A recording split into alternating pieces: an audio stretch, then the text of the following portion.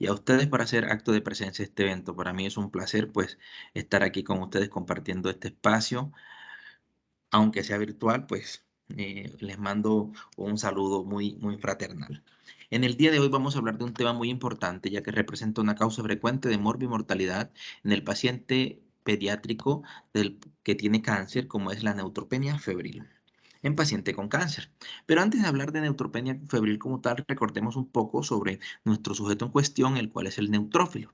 El neutrófilo es una célula de sangre periférica que proviene de todo el linaje celular, iniciando con las células madres sanguíneas y posteriormente estas se convierten o se diferencian en las células madres mieloides.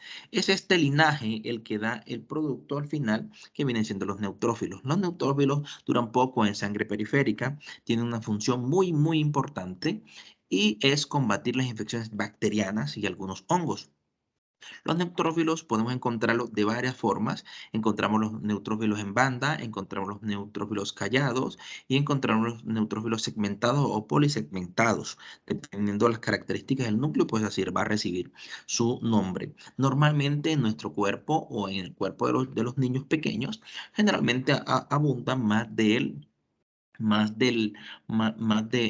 1500, más de 2000 células por metro cuadrado, por metro cúbico, perdón. Y cuando el contagio absoluto de neutrófilos generalmente está por debajo de 1500, que es como digamos el rango base, cada vez que los neutrófilos están por debajo de 1500, entonces uno habla de neutropenia.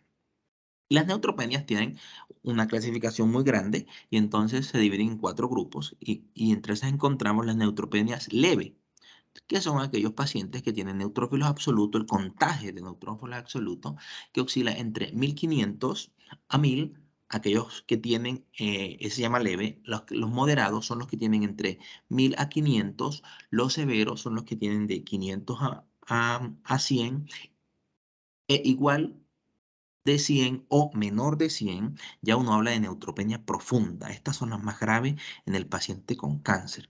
Ya se ha demostrado científicamente cuando uno tiene un paciente con neutropenia febril profunda y el paciente no se trata adecuadamente, el paciente tiene un riesgo de morir o de entrar en shock séptico el 10% por cada hora que pasa. O sea, que si un paciente tiene una neutropenia febril profunda y usted no lo trata en 10 horas o el paciente se queda en casa por más de 10 horas, cuando llegue a la clínica puede estar en shock o en su defecto ya puede morir o llegar muerto. Desde el punto de vista del epidemiológico, se dice que un niño con neutropenia febril como ya les acabo de decir, en 10 horas puede morir si no se trata adecuadamente. En Argentina se lleva un registro oncopediátrico y se dice que en el año entre 2000 a 2005 se diagnosticaron 7.621 neutropenias en ese país. Se dice que es la primera causa de muerte en el paciente con cáncer entre los 5 y 15 años de edad. En nuestro país generalmente se diagnostican alrededor de unos 500 a 600 casos nuevos anuales y en Argentina y en Chile se dice que generalmente hay alrededor de 12 a 14 casos nuevos cada vez que tenemos por más o menos 100.000 niños con edad con cáncer. Las guías, esta charla la vamos a basar en 2 guías, que es la que uno básicamente siempre trae a colación. En primera instancia es la guía americana de pediatría, la guía americana de infectología pediátrica y hematología, y la guía latinoamericana de infectología pediátrica. En esto es que vamos a basar nuestra charla, en esta guía. Las neutropenias febril pues van a depender de muchas cosas, van a depender del tipo de enfermedad que tenga el paciente, del inmunocompromiso y de la enfermedad de base y los tratamientos que esté recibiendo. Ya bien se sabe que un paciente que tenga leucemia linfoide aguda puede tener hasta 6 episodios de neutropenia febril. En el transcurso del tratamiento tiene una significancia pero bárbara desde el punto de vista de mortalidad. Y era lo que yo le decía. Los pacientes, por ejemplo, que tienen un contagio absoluto menor de 500, son los pacientes que evidentemente están más comprometidos y que uno habla de que el paciente evidentemente puede morir si no se trata adecuadamente. Cuando uno habla de fiebre como tal para integrar, porque ya les he hablado de la neutropenia como tal, pero cuando uno habla de fiebre en el paciente oncológico, según la Organización Mundial de la Salud, uno puede decir que el paciente tiene una neutropenia febril cuando está neutropénico y tiene un registro único de una temperatura axilar igual o mayor a 38,5 grados centígrados. Automáticamente uno puede hacer el diagnóstico de fiebre.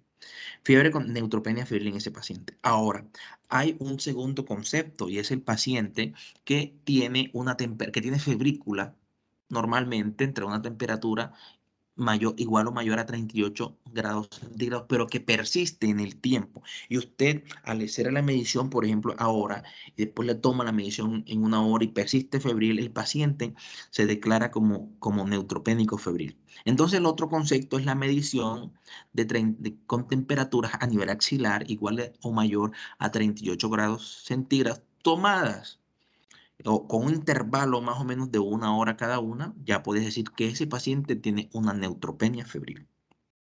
Y este concepto es muy importante porque a veces uno se va a un paciente común y silvestre que si no tiene mayor de 38,3 grados centígrados no tiene fiebre. No, este paciente tienen que declarar automáticamente como febril. Entonces, ahora, ¿por qué se presentan las neutropenias? Hombre, primero porque nosotros tenemos nuevos tratamientos, quimioterapia, y cada vez somos más invasivos en eso. Segundo, porque hay mayor intensidad y duración de las neutropenias con los nuevos medicamentos. Tenemos también estos pacientes que generalmente nosotros les creamos, les damos una profilaxis antibiótica. Eso generalmente causa resistencia bacteriana en los pacientes y el paciente también, cuando tenga neutropenia, seguramente va a ser más grave. Lo otro que hacemos es que nosotros cada día utilizamos más cosas invasivas y en este caso de estos pacientes casi siempre tienen catéter venoso central permanente, tenemos más procedimientos invasivos y tenemos muchas veces los pacientes con cáncer muchas veces demoran mucho tiempo hospitalizados. Todas estas cosas predisponen a que un paciente pueda tener una infección bacteriana severa. Entonces dice que las infecciones bacterianas generalmente de un 15 a un 25% en los niños que tienen neutropenia pueden tener una bacteria severa. Y generalmente esto de un 45 a un 70% es siempre dado por los estreptococos y los estafilococos. Día a día se viene hablando de que las neutropenias febriles son más severas porque los pacientes nosotros le damos más antibióticos, a veces se usan indiscriminadamente los antibióticos en los niños y encima de eso, pues nosotros profilácticamente le damos a estos pacientes antibióticos. Entonces hace que aumenten los cambios de los patrones de susceptibilidad a nivel antimicrobiana y encontramos enterococos ya resistentes a la vancomicina, encontramos los estreptococos pneumoniae resistentes a las penicilinas, cefalosporina de tercera generación. Algunos grupos de Staphylococcus viridans también son resistentes a los betalactámicos y así sucesivamente. Y eso hace que el paciente, pues, de cierta manera le vaya peor.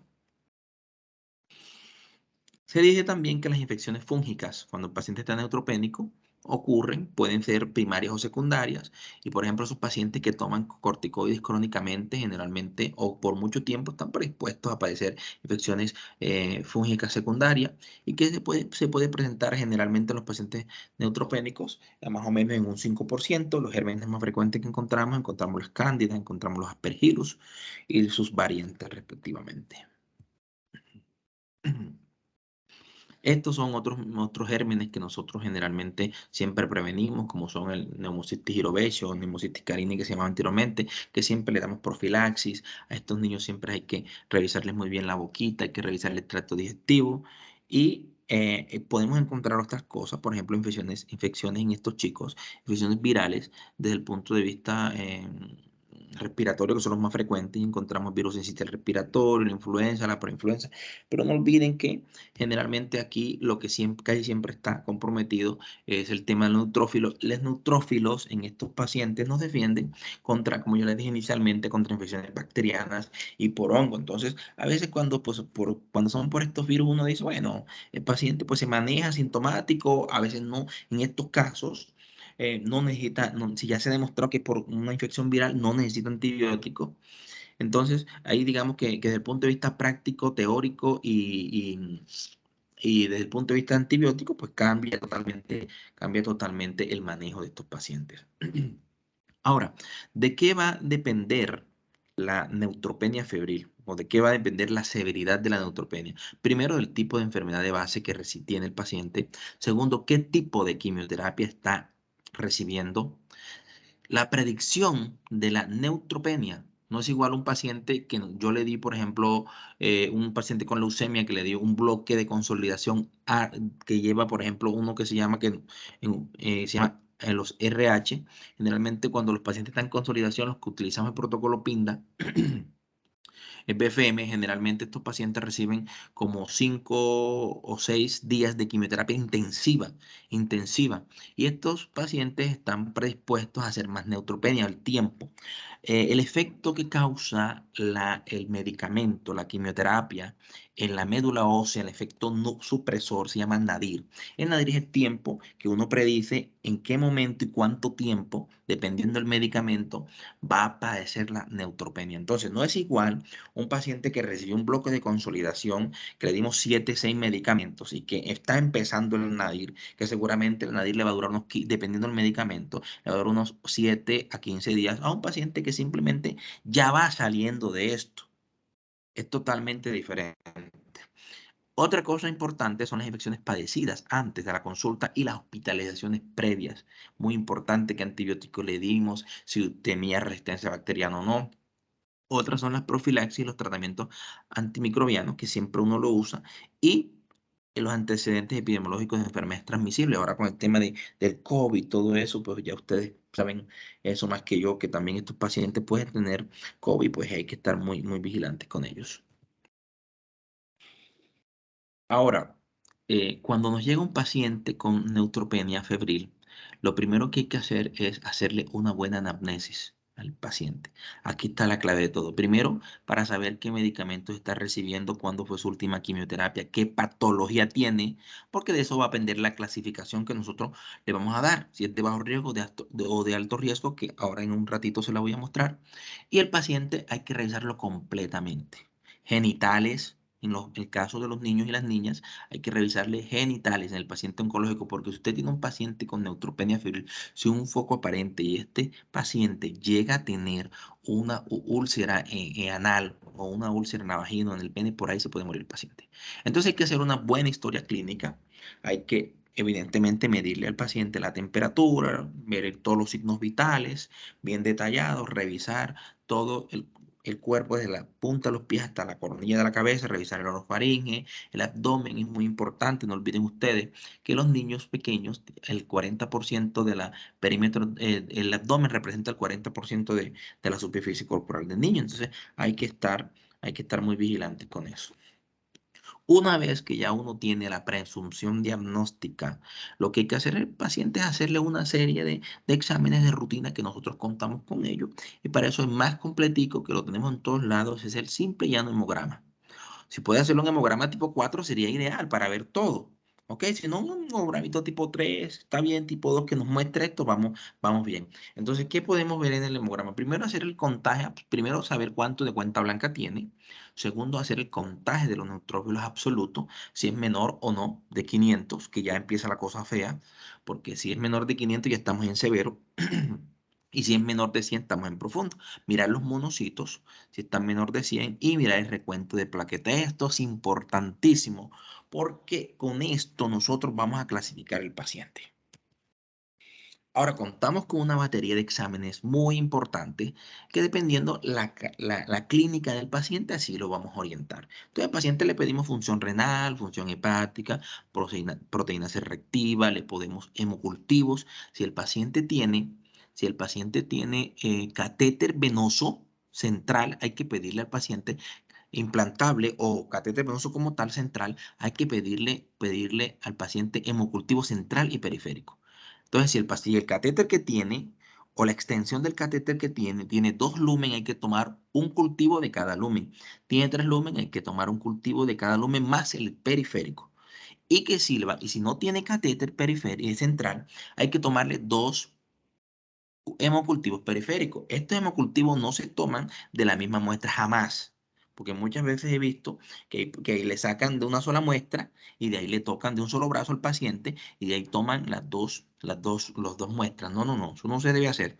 Si usted va a tomar un hemocultivo en estos pacientes, usted toma de un bracito uno y del otro bracito otro. Y si tiene catéter venoso central, como le acabo, venoso, le toman cuántos lumen tengan, tienen que tomar el cultivo y el otro mínimo 2 lumen y el del brazo. ¿Ok? Lo otro que nosotros hacemos también es hacer urocultivo, examen de orina, vigilar evidentemente que va creciendo los cultivos, coprológicos y dependiendo de lo que usted le vaya encontrando al paciente, si le va haciendo. Si usted, por ejemplo, le ve que el paciente tiene tos, que tiene rinorrea, pues, o que le duele el abdomen, así le realizará una radiografía de tórax, una ecografía abdominal total, una resonancia, tomografía, ecocardiograma, depende de lo que tenga el paciente, así lo va a orientar usted.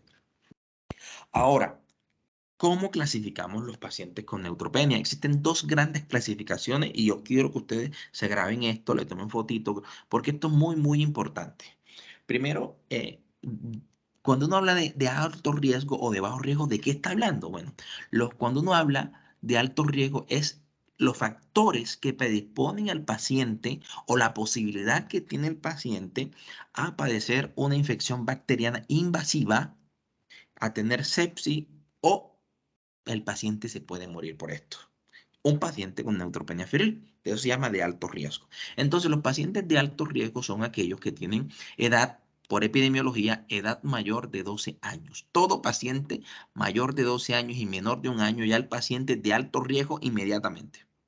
Segundo, el tipo de cáncer que tiene. Todos los pacientes que tienen leucemia son considerados de alto riesgo. Los pacientes que están recibiendo quimioterapia de inducción, tenga el tumor que tenga, si cumple con estos criterios, se considera de entrar de alto riesgo. Los pacientes que están en recaída o en su defecto los que tienen segundo tumor. Otros son predecir, predecir el intervalo entre el último ciclo de quimioterapia y el inicio de la fiebre. Si generalmente le dimos estos ciclos de quimioterapia fuertes al paciente y tiene menos de 7 días, es de alto riesgo. Si uno predice que la neutropenia le va a dar, dependiendo de la edad del paciente o lo que esté recibiendo, le va a durar más de 15, de 7 días, es de alto riesgo. Si el paciente llega y al debut usted le encuentra una temperatura mayor de 39 grados centígrados a nivel axilar, es de alto riesgo. Los pacientes, evidentemente, que llegan con signos de sepsis, hipotensiones, diaforesis, signos de bajo gasto, de alto riesgo. Aquellos que tienen compromiso respiratorio y gastrointestinal severo, también se podrían considerar de alto riesgo. Los que tienen comorbilidades asociadas, los que tienen un contagio de blasto, un contagio de neutrófilos igual o menor a 100, los que tienen unos contagios absolutos de monocitos menor de 100, aquellos que tienen plaquetas igual o menor de 50.000 y estos pacientes cuando usted le hace la proteína C reactiva y esto tiene igual o mayor a 90 miligramos sobre decilitro. La interleuquina también se hay que tenerla en cuenta, pero eso uno no lo usa en nuestro medio. Entonces, lo más importante aquí es el hemograma, la clínica del paciente, la epidemiología y la PCR. Ahora, ¿cuáles son los pacientes de bajo riesgo? Hombre, los que no cumplen los criterios de alto riesgo. Primero que uno predice que la neutropenia le dura más de 7 días, que no tiene catéter venoso central, que el paciente usted le toma, que está en recuperación de la medular, que el paciente está en su enfermedad de base en remisión, que tiene ausencia de signos y síntomas de severidad o no tiene compromiso del sistema nervioso central, que la temperatura al ingreso es de 37 de 38 de 38,5, que no supera los 39 grados centígrados, que no tiene dolor abdominal, que se ve el paciente bien, usted dice, bueno, este es un paciente de bajo riesgo. ¿Qué hacer cuando el paciente nos llega? Entonces, primero, una historia clínica detallada. Segundo, hacer los estudios complementarios para así poder categorizar el riesgo. Si usted dice, este paciente es de alto riesgo, pues el paciente evidentemente tiene que hospitalizarlo y se hospitaliza con terapias endovenosas. Si hay que reponerle líquido, pues usted le repone líquidos en un Holiday Seagal. Si hay que paciente ponerle expansiones, le pone expansiones a 20 cc por kilo, una expansión en 1 hora, espera otro ratito. Si mejoró, chévere, si no mejor le puede colocar otra expansión y después le coloca sus líquidos de base. Y contamos con una serie de medicamentos importantes. Podemos utilizar en estos pacientes piperacilina tazobactam, podemos utilizar en estos pacientes cefepime, y esto se puede combinar o no, dependiendo de la clínica del paciente, a glucopéptidos, o podemos utilizar a veces combinados con amicacina o combinados con gentamicina, dependiendo lo que tenga el paciente definitivamente. Casi siempre donde yo trabajo lo que hacemos es, nuestro protocolo es, cuando el paciente llega con neutropenia febril de alto riesgo, se le toman los exámenes, el hemograma, la PCR, el cultivo, los cultivos, y se le coloca al paciente, no se le coloca piperacina si es de alto riesgo. Generalmente la piperacina nosotros lo dejamos para los bajos riesgos que tienen criterios pues como de ingreso, o que uno tiene la duda, ¿será que lo dejo? ¿Será que lo envío? Siempre caso al paciente le colocamos cefepime. Si el paciente es de alto riesgo y se ve bien. Si el paciente es de alto riesgo y está tóxico, o se ve que el paciente tiene signos de bajo gasto, que está séptico, de entrada le colocamos vancomicina y le colocamos meropenem.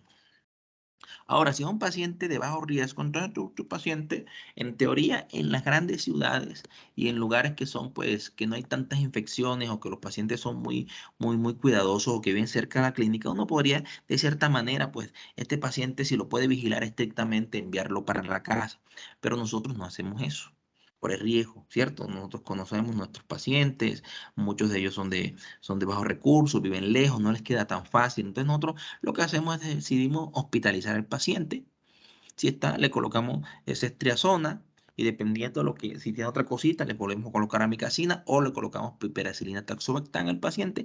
Lo observamos más o menos unas 24 horas, esperamos cómo está el paciente. Muchas veces esperamos hasta 48, 72 horas si el paciente no le dio fiebre, si el paciente se ve clínicamente espectacular, si el paciente, los cultivos van negativos, dice, bueno, se va el paciente.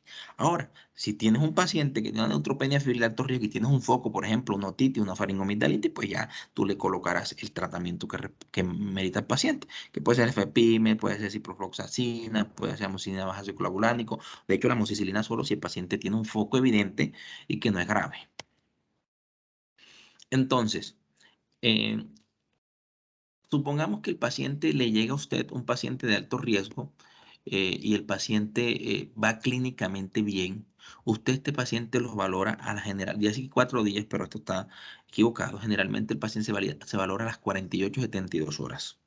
Si este paciente tiene una evolución satisfactoria y los hemocultivos van negativos y no ha tenido más fiebre, el paciente de cierta manera podría suspenderse el tratamiento. Ahora, si el paciente es todo lo contrario, este paciente persiste, persiste febril, pero no ha crecido nada, los cultivos van bien, el paciente se ve bien, uno podría este paciente rotarlo. ¿Y cómo lo hace uno? Inicia con cefepime, espera 72 horas. Si a las 72 horas el paciente persiste febril y todavía no han salido los cultivos o todavía no ha crecido nada, ¿qué hace uno? Lo hemocultiva nuevamente, central y periférico, o dos periféricos, y le coloca al paciente de entrada, es lo que dice la guía latinoamericana de infectología pediátrica, y la guía americana le coloca al paciente vancomicina y meropenem. ¿Ok? Y usted espera. No ha crecido nada, el paciente sigue febril, el paciente sigue febril, y usted a las 48 horas después, que vienen dando más o menos 96 horas, usted, el paciente, está en la obligación de revalorarlo. No es que persiste febril. Entonces usted en ese paciente, sin quitarle los antibióticos que tiene, está obligado en buscar una infección fúngica invasora. ¿Cómo lo hace? Este paciente, antes de colocarle antifúngico, a este paciente usted le va